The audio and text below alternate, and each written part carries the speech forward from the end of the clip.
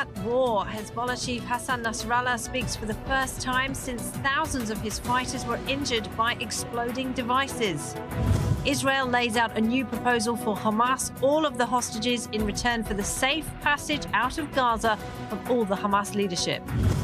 And it's a year since Azerbaijan began its assault on the Nagorno-Karabakh region, forcing tens of thousands of ethnic Armenians to flee. Red lines have been crossed. This is a declaration of war. The words of the Hezbollah leader Hassan Nasrallah, who before a bright red background spoke for the first time this afternoon since thousands of his men were wounded by exploding pages and walkie-talkies.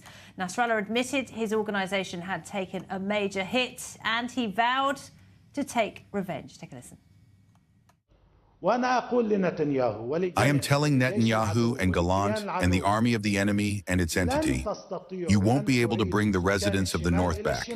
The only way you will be able to return them is to end the war in Gaza and the West Bank. Well, let's recap the extraordinary events of the last 2 days. At least 30 Hezbollah terrorists were killed and thousands more maimed after their telecoms devices exploded. Israel is believed to be behind this sophisticated, remote and precise operation, which targeted Hezbollah operatives in both Lebanon and Syria. Our senior correspondent Bianca Zanini has more. A second wave of explosions has rocked Lebanon as mobile devices and handheld radios belonging to Hezbollah operatives began blowing up Wednesday evening. Several people were killed and hundreds injured, sparking fear across the country as hospitals were crowded. Of course we're scared. My children, my siblings' children, all of us. Who can feel safe in this situation? We have 5,000 injured in just 2 days. This isn't a small matter. It's war. Wednesday's attack came just 24 hours after thousands of Hezbollah beepers suddenly exploded in a massive operation widely attributed to Israel, killing 12 people and injuring thousands in Lebanon and Syria on Tuesday. As hundreds had gathered for the funerals of those killed, the second wave of explosions began. The remote attack precisely targeted the devices of Hezbollah fighters, incapacitating hundreds, if not thousands, of members of the terror group. On Wednesday, Israeli Defense Minister Yoav Gallant announced that Israel has entered a new phase of the war by changing its focus to the northern front with Lebanon. The center of gravity is moving to the north, meaning that we are diverting forces, resources and energy towards the north. We have not forgotten the hostages, and we have not forgotten our tasks in the south. Following the assassination of the Hamas chief Ismail Haniyeh in Tehran at the end of July, Iran has been promising to exact revenge. Well, according to the Shin Bet, 73-year-old Israeli Jew Moti Maman was all but willing to help. He's just been arrested on charges of espionage. Our Joe Brown has the story. Smirking in custody is 73-year-old Moti Maman, a Jewish man from Ashkelon in southern Israel who was hired by Iran for a daring plot to assassinate Israeli Prime Minister Benjamin Netanyahu. An incident that sets a new bar of severity and audacity that we have not yet known. We are talking about an Israeli who, during a war at the state of Israel's toughest time, enters Iran, holds a meeting with Iranian intelligence agents who offer for him to assassinate senior figures in the state of Israel, no less. Details have been released by the Shin Bet after Maman's indictment.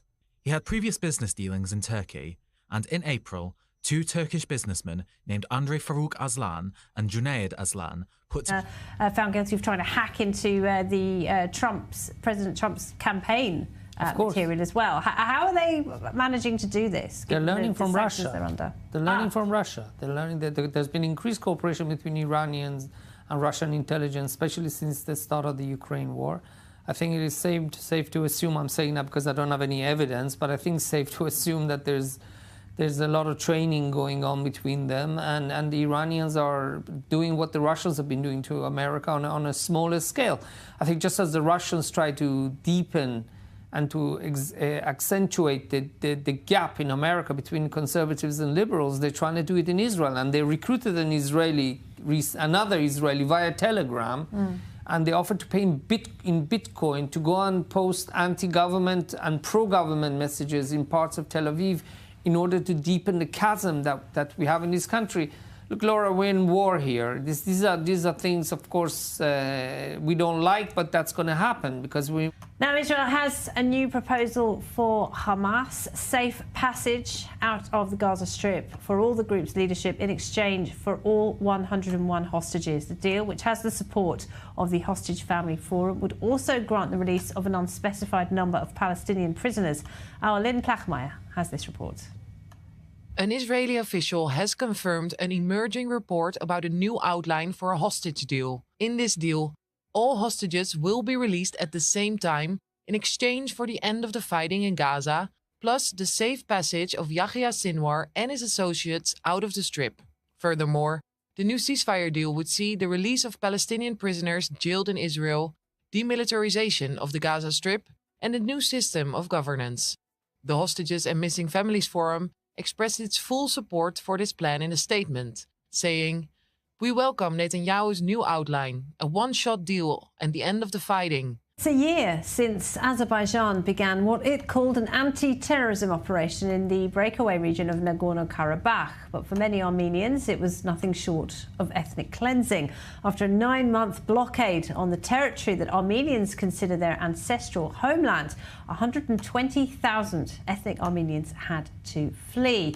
It marked the end of a conflict that has endured since the collapse of the Soviet Union, and it's widely believed that Israel, which has developed a strategic partnership with Azerbaijan over the years, supplied some of the weapons that were used in that operation. Well, to talk more about that, I'm joined by Arman Akopian. He's the Armenian ambassador to Israel. Ambassador, thank you very much for taking the time to talk to us today.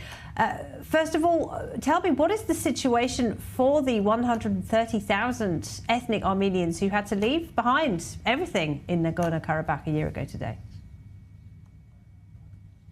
Huge humanitarian catastrophe, a huge human tragedy that remains unpunished and unrecognized, unfortunately, by the international community. And all these refugees, displaced persons who were subject to the very cruel ethnic cleansing by the Azeri authorities, they are now, all of them, living in Armenia, and our government does everything in its power to ease their sufferings. And I can speak of my personal experience because just in front of my apartment in Yerevan, there is a family of refugees from Karabakh who live in a rented apartment. They have small kids, and one of their kids, a small girl, she keeps asking her parents to take her back to Nagorno-Karabakh to retrieve her teddy bear because she cannot fall asleep without that teddy bear. And watching this on a daily basis, you know, that hurts a lot. That's a huge human tragedy.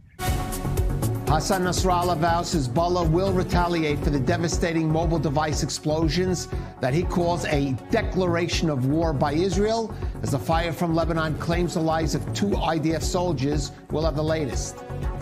An Iranian plot to assassinate Israeli leaders is exposed after the Shin Bet arrests the Israeli citizen recruited to help carry out the killings. We'll take a closer look.